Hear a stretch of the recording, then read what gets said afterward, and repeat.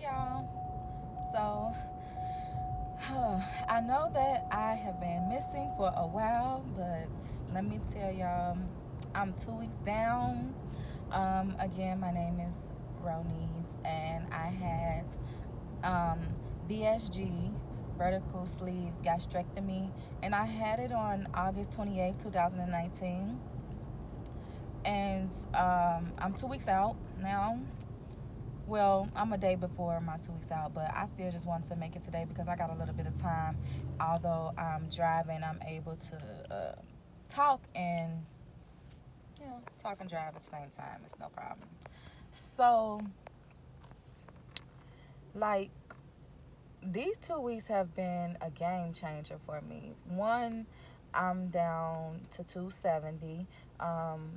My highest weight was when I was a pregnant 14 months ago because I have a 14-month-old. And on the day of my C-section, which was June 25th, 2018, I was 336 pounds. After I had my baby, I started to do keto, and I got down from 336 to 330. I mean to 300. Sorry, 330. I was 330 after I had that 6 pound baby.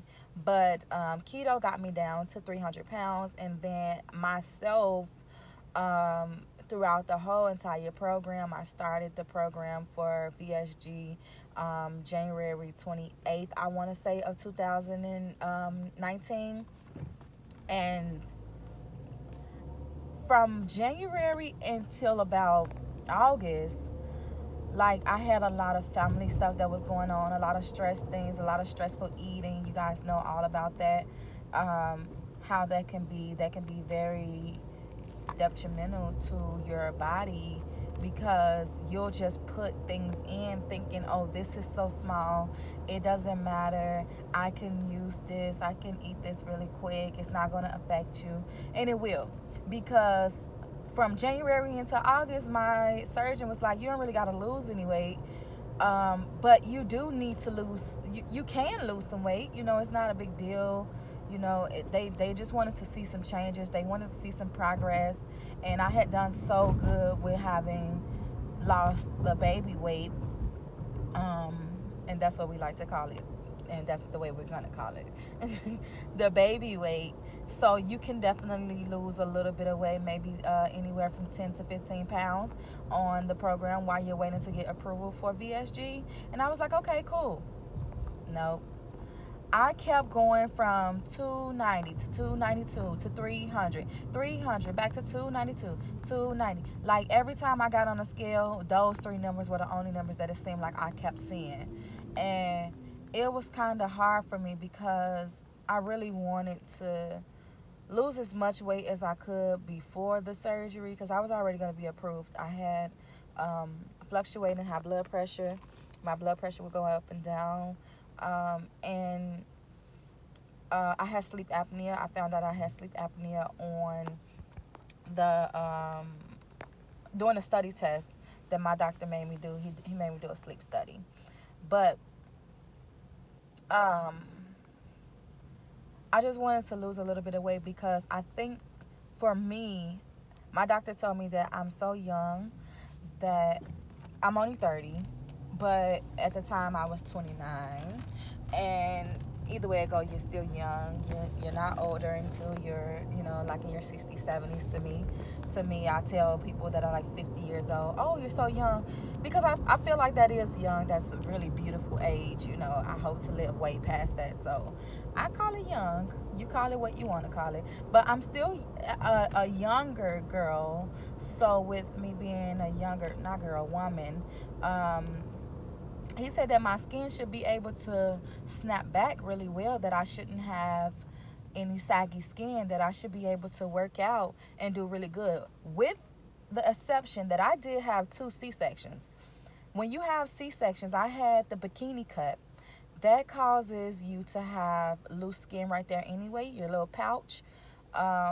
And most people call it a fupa, but it's really something that's going to stay there forever unless you do like a tummy tuck or something like that, because they give you a mini liposuction suction during the C-section, but that's not nothing. It does not do really anything. And I've seen a lot of women who had a C-section and their stomachs look really flat, but they still have that little pouch right there. I don't know why that happens. Actually, I do know why. I just can't remember. But nevertheless, I won't be able to uh, get rid of that, and I'm fine with that. And let me tell you why I'm fine with that. I don't want to get to a point where I'm nitpicking at my body, nitpicking at my life, getting stressed out just to satisfy the world. My biggest thing was that I wanted to have this surgery because my BMI was very high. I felt like this surgery could be a tool to help me jumpstart my weight loss. It'll actually stop me from eating some of those things that I cannot eat anymore. I'm a potato chip head. Like, I love potato chips, and I can sponsor them if they want. Like, I know all about potato chips. You hear me? You know how Day was on Friday and was like, her big butt know all about the Hostess. Like, I know all about the chips, okay? The Lay's, the J's, the Fritos, the Cheetos, Doritos, all that. Like, I'm here for it. But I just can't do it anymore. It was the chips for me and cookies. Like, I loved cookies, but I had to have like a certain kind of cookie. Like, it couldn't just be any kind of cookie like it was with the chips. Like, with chips, I can get down and I'd be like, I don't care what kind of chips it is. But with the cookies, I'm like, nah, I gotta have a specific kind of cookie, and then I'll mix those cookies myself. I'll buy a big old thing of cookies and I'll give my kids a few of them, and then I'm getting like 2 or 3. Like, I'm the kid, and then next thing you know, I'm going back 2 or 3, and then I'm going back to a excuse me 2 or 3, and that's something that you're gonna have. A lot of people have dumping syndrome, where they're vomiting. A lot of people pooped a lot because that gas is in you, and it takes a long time to get that gas out. And then some people burp, and you know what? I'm not sorry. If I got to burp, I'm gonna burp because I'm getting that stuff out of me. And I don't really have the gas problem anymore, but I burp. I burp a lot. A lot. Sometimes I'm lazy and I lay down and I'm drinking my protein shake while I'm laying down. Oh yeah, I know better, but guess what? I be tired. And I be tired because I got 2 little kids. Like, I got a 5-year-old and a 14-month-old, and they're both boys, and they're both energized. They don't believe in mommy needs to lay down and relax. I get like one day where I'm relaxing. On the weekend, they're up early. Like, they can't sleep in. And then on a school day and daycare day, they're both trying to sleep in. And I'm like, nope, get that ass up. You're not finna lay up in this bed when you was up at 6 o'clock in the morning on a Saturday and Sunday, but here it is Monday and you tired now. Here it is Wednesday and you just can't do it today. Yes, you can. Get on up. Let's go. But, yeah. So, yeah, the Cheetos was my biggest issue. I know I'm kind of just going all off the grid. And I don't want nobody to put under my video, oh, the important part starts at 11 minutes. Because y'all will. Y'all so petty doing that. Just talk to us, okay? Don't do that to us. You know, we just letting y'all know. But I chose to get this because I also wanted to lose weight. And yes, who won't want the fat sucked out of them and put to a nice, beautiful part of their body? But I'm like, no. I had a nice relationship, a long run with that fat, and I don't want to put to nothing. I got a nice little rump back there, and I don't need no extra. Would it hurt? No, it wouldn't hurt. Would I like it? Sure, I would. Do I want it? No, I don't. So, BSG it was. I could not do the lap band. They said it wasn't really a good tool to have. There was a lot of complications with it. I did a lot of research. There was a few people on YouTube that I looked on here to find out things, and you guys had really good ideas. You guys' body was doing really well, and you made the process look normal. You made it look unharmful. So I decided to have that done. The first week for me was okay, but I'll say I was like, yeah, I'm gonna record when I'm in the when I'm in the doctor's office and I'm gonna do this and I'm gonna do that. And I couldn't do none of that stuff. Like, I don't even know how half of y'all was even able to record those doctors inside that doctor office and stuff like that. I couldn't do none of that stuff. My mind was on, dang, I'm really finna do this. And like, my grandmother was like distracting me a little bit because I was kind of nervous, so she was trying to take my mind off things. My phone was in my bag, so I couldn't record none of that. So I tried to record after the surgery, and y'all, as y'all see on my other video, that did not work out good for me because I was sick as a dog. When I woke up, I can't say that I was in pain. I don't remember being in pain. I just remember being so groggy because I'm not a smoker, and I've never done any kind of drug or anything.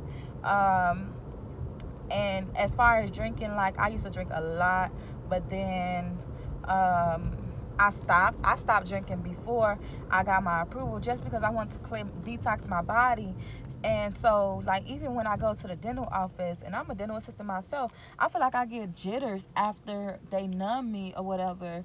And it's just, I have a really low tolerance for things that take. So I was over high, and I'm allergic to some of those big medications like morphine and the Dilaudid, or however you say it, which they still gave me after I told them several times, I can't have this. And then they told me that it might be something with the anesthesia. So they just put Benadryl into my machine. And I know that I'm allergic to those things because my mouth started to break out really bad. My mouth was actually swollen. You guys, I don't know if y'all could tell or not. Well, probably didn't. But my mouth was swollen. It was all bit up in the inside because I couldn't feel myself biting. And sorry, y'all, it's somebody crazy in the street driving. But my mouth was super big, and my nose inches really bad, and I get bumps around my chin and mouth and everything. And eventually it spreads to, like, the rest of my body started to inch. So yeah, that was my experience. But when I got up to walk, it was a mixture of me being so high that I couldn't really lift my feet and legs, but it was also felt heavy, and that could have been from the gas. But I don't know what it was. It just was a little bit hard for me to walk that first time after. And I don't know what that was about. It was kind of like that on the first day after I had my baby too. It's just that first day is always kind of hard. That second day I got up, I did really good. I also had got a good tip from one of the ladies who did videos before, and she said ask them for a belly binder. And so I got a belly binder, and my stomach didn't feel so heavy anymore.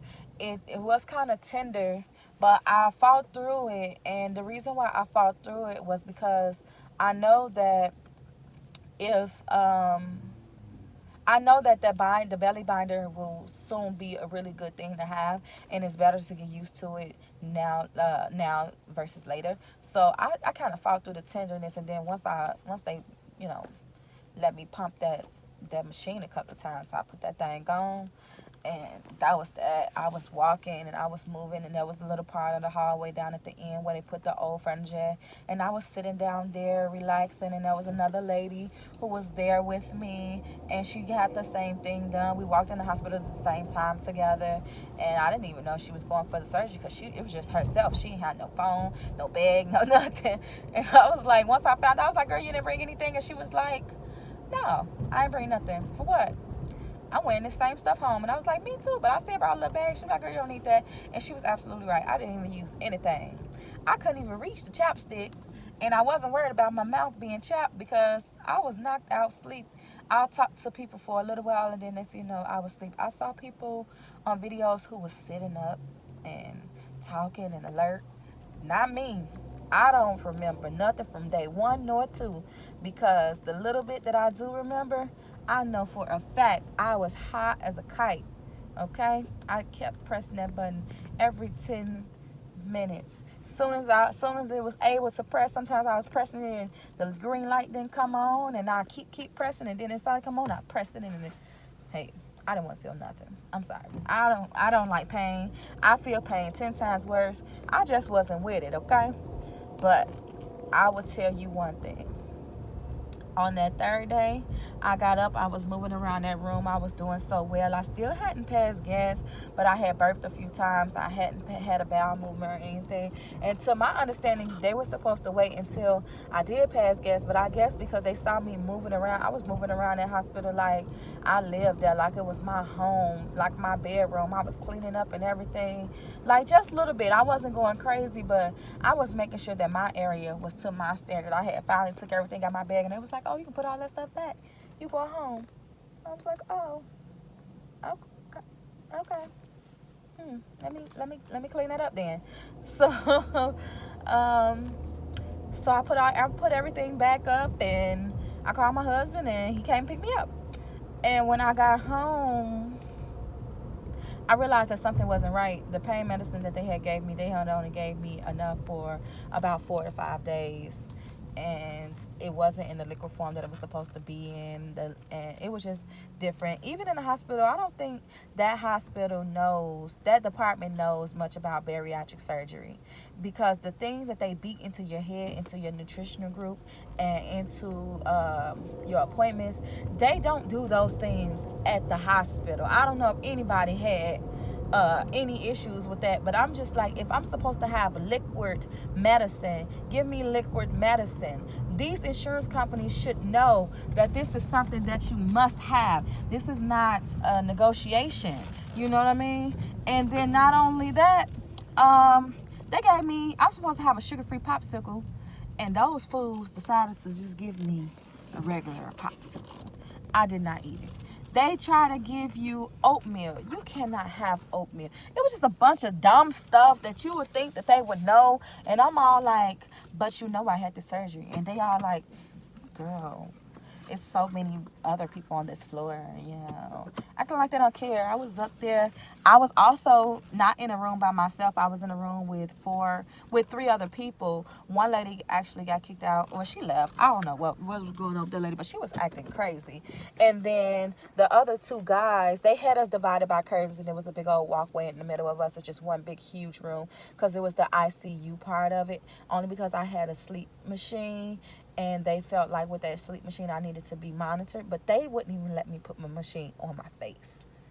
I had like oxygen on sometimes for that first day and a half, and then the other times I didn't have nothing on. So I was like, why I even bring this machine, and why I'm even in this room with these 2 men, and they was gunshot victims, and they cried all night, and I was not happy. But yeah,